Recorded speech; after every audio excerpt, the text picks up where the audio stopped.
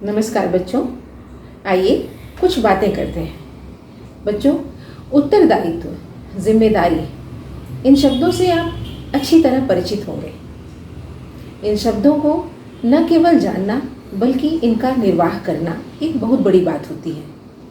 जब हम अपने उत्तरदायित्व को, अपनी जिम्मेदारी को समझते हैं और उसके अनुसार काम करते हैं तो इससे न केवल हमारा विकास और हमारी उन्नति होती है बल्कि हमारे पूरे परिवार, हमारे समाज और हमारे राष्ट्र की भी उन्नति होती है। आपके पाठ्य पुस्तक में दिया गया 5वां पाठ कसौटी भी कुछ इसी प्रकार की बात कहता है। आइए मैं आपके सामने इस पाठ को पढ़ूं, इसमें दिए गए कठिन शब्दों के अर्थ भी आपको बताऊं और साथ ही पाठ की व्याख्या भी करती चलूं। लेकिन आपसे ये आग्रह करती हूँ कि आप पाठ को वीडियो देखने से पहले एक बार अच्छी तरह अवश्य पढ़ें ताकि इसे समझना आपके लिए आसान हो जाए। तो चलिए मैं पाठ पढ़ती हूँ और व्याख्या भी करती चलती हूँ। इस वीडियो में मैं आपकी पाठ्यपुस्तक में दिए गए पृष्ठ संख्या अर्थात पेज नंबर 45 और 46, पेज नंबर 45 एंड 46 की व्याख्या करूंगी और अगले पृष्ठों की व्याख्या मैं अगले वीडियो में करूंगी। श्रीमती विद्यावती कौशल का छोटा लड़का है फालू।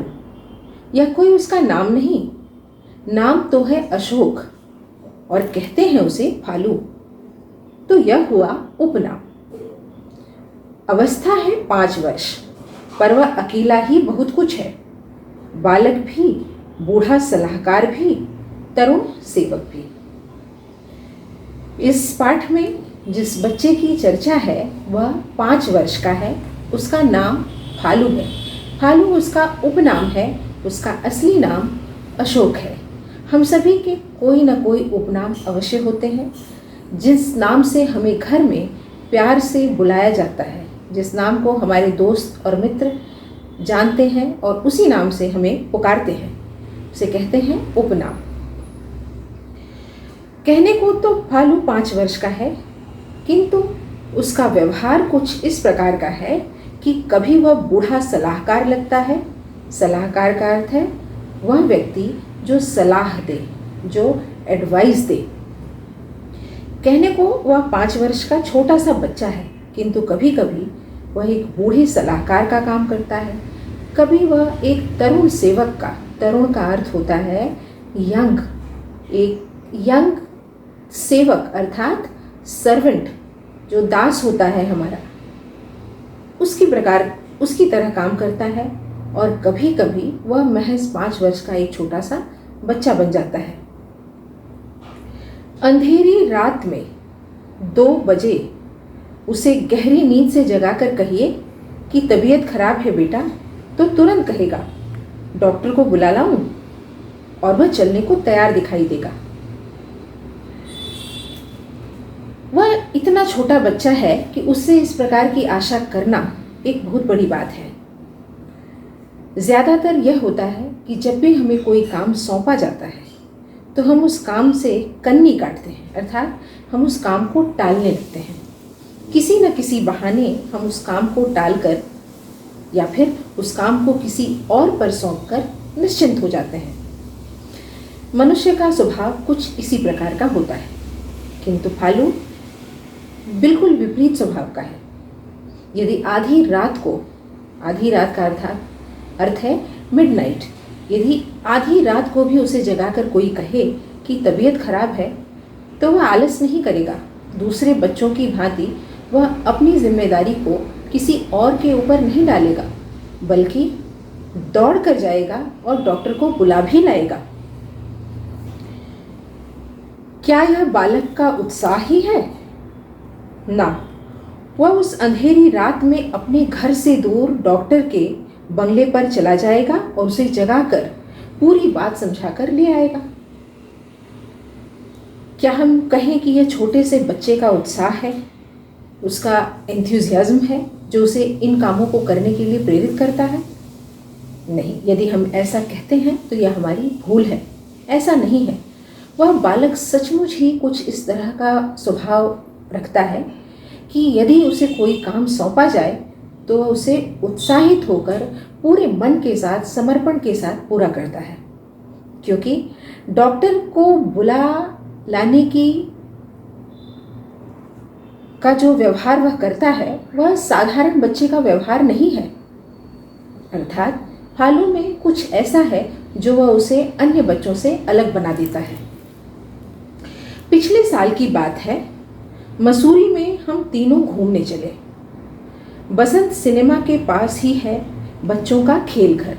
खेल घर का मतलब होता है प्ले जोन, गेम जोन, जहाँ पर छोटे बच्चे खेलते हैं। क्या देखता हूँ, एक नौकर किसी धनी परिवार के 2 बालकों को लिए खड़ा है। बालक 8-10 वर्ष के, स्वस्थ, मोटे, ताजे। नौकर उनसे कह रहा है, जाओ खेल घर में झूलो, खेलो। वे नहीं जाते। खेलने के लिए वे घर से आए हैं। नौकर उन्हें उकसा रहा है। सामने ही उनसे छोटे छोटे बालक खेल खिलक रहे हैं। फिर उनमें झिझक क्यों है? लेखक पिछले साल की बात याद करते हैं। पिछले साल का अर्थ है लास्ट ईयर, जिसे हम येस्टर ईयर भी कह सकते हैं। पिछले साल की बात को याद कर रहे हैं और कहते हैं कि हम तीनों, अर्थात फालू, श्रीमती विद्यावती कौशल और स्वयं लेखक,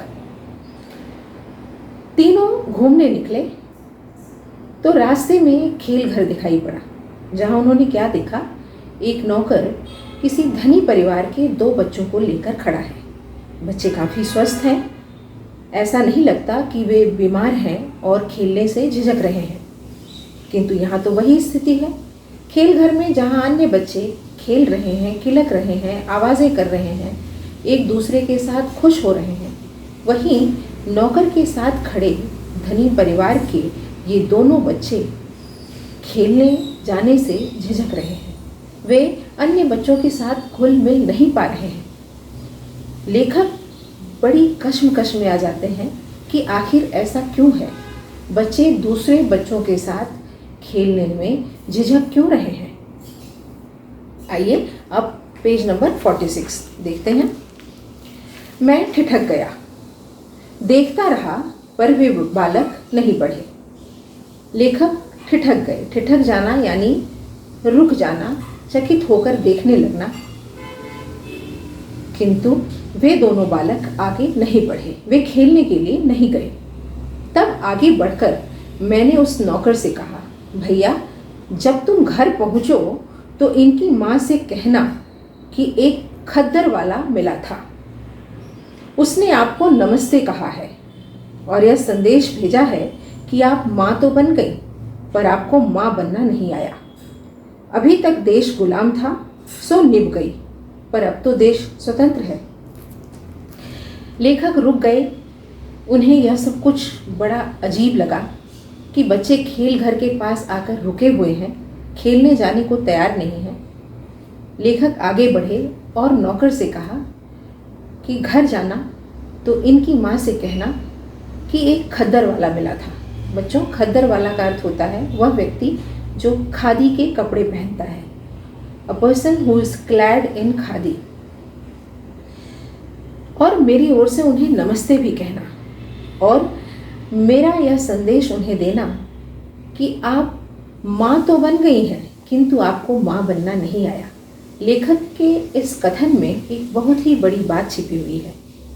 एक माँ जिसका कर्तव्य बच्चों को जन्म देना ही नहीं होता है बल्कि बच्चों का पूर्ण विकास करना भी होता है। बच्चों में किसी प्रकार की झिझक ना हो, बच्चे एक दूसरे के साथ खुलकर मिलें, एक दूसरे को समझें, हर किसी माहौल में वे अपने आप को ढाल पाएं। इस प्रकार का बनाना, उन्हें इस प्रकार के व्यवहार देना, संस्कार देना, यह माँ का कर्तव्य होता है, जिसे लेखक ने इस स्थिति में नहीं देखा था।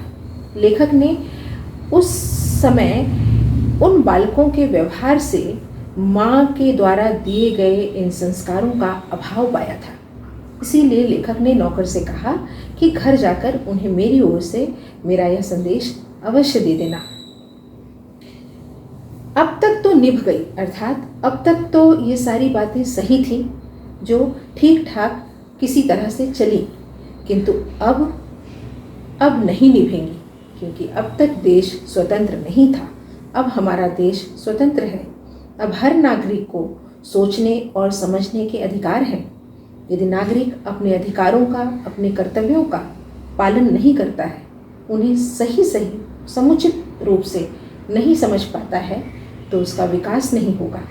और यदि नागरिक का विकास नहीं होगा तो देश का विकास किसी भी स्थिति में संभव नहीं होगा। तो लेखक ने अपने इस एक कथन के माध्यम से एक बहुत बड़ी बात उस नौकर से कही। नौकर की आंखों में गर्मी आ गई। क्यों? आप ऐसी बात क्यों कहते हैं? नौकर की आंखों में गर्मी आ गई का अर्थ है कि नौकर गुस्से में आ गया, क्रोध में भर गया और उसने कहा कि आप ऐसी बातें क्यों कह रहे हैं? अरे भाई, वे समझदार माँ होती तो उनके बच्चे इतने डरपोक न होते कि खेल घर में जाते हुए भी घबराएं, मैंने कहा। तब लेखक ने कहा कि मेरे कहने का यह अर्थ है कि यदि इन बच्चों की माँ समझदार होती, यदि उन्होंने इन्हें अच्छे व्यवहार का तरीका, अच्छे संस्कार दिए होते, तो ये बच्चे आज खेल घर में अन्य बच्चों के साथ खेलने जाने में घबराते नहीं। ये तो डरपोक है। इसका मतलब है कि इनकी माँ ने इन्हें अच्छा व्यवहार, उचित व्यवहार सिखाया ही नहीं है। बच्चे तो बाबू साहब सभी के झिझकते हैं, क्या आपका नहीं झिझकता? नौकर ने मुझे एक ललकार सी दी। जब नौकर ने लेखक के मुंह से इन बातों को सुना तो उसने कहा कि बच्चे तो बच्चे होते हैं, सभी के बच्चे खेलने में झिझकते हैं, दूसरों से मिलने में झिझकते हैं, पहली बार किसी से बात करने में झिझकते हैं। बच्चों, झिझकने का अर्थ है हेजिटेट करना, टू हेजिटेट। उसने कहा कि बच्चे सभी के झिझकते हैं, क्या आपका बच्चा नहीं झिझकता? यह एक प्रकार से लेखक के लिए ललकार थी, अर्थात एक चुनौती जैसा। मैंने भालू की तरफ देखा। वह खेल घर को ताक रहा था। जब लेखक ने नौकर के मुंह से इन बातों को सुना तो उनकी दृष्टि भालू की ओर गई, जो बड़े ही ध्यान से खेल घर की ओर देख रहा था।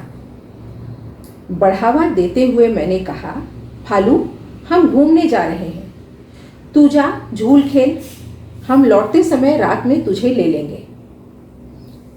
लेखक ने भालू से कहा कि हम घूमने जा रहे हैं, तुम जाओ खेलो, जब हम रात को घूमकर लौटने लगेंगे तो हम तुम्हें खेल घर से ले लेंगे। सुनते ही भालू दौड़ गया और लंबे तख्त पर उछलकर जा चढ़ा। लेखक के मुंह से जैसे ही भालू ने ये बात सुनी, ऐसा लगा मानो वह इसी बात की प्रतीक्षा में था। सुनते ही वह दौड़ता हुआ गया और लंबे तख्त पर, जिसे स्लाइड कहते हैं, जिस पर आप फिसलते हैं, फिसलन पट्टी जिसे हिंदी में कहते हैं, उस पर जाकर चढ़ गया। नौकर झेपा सा कि हम चले।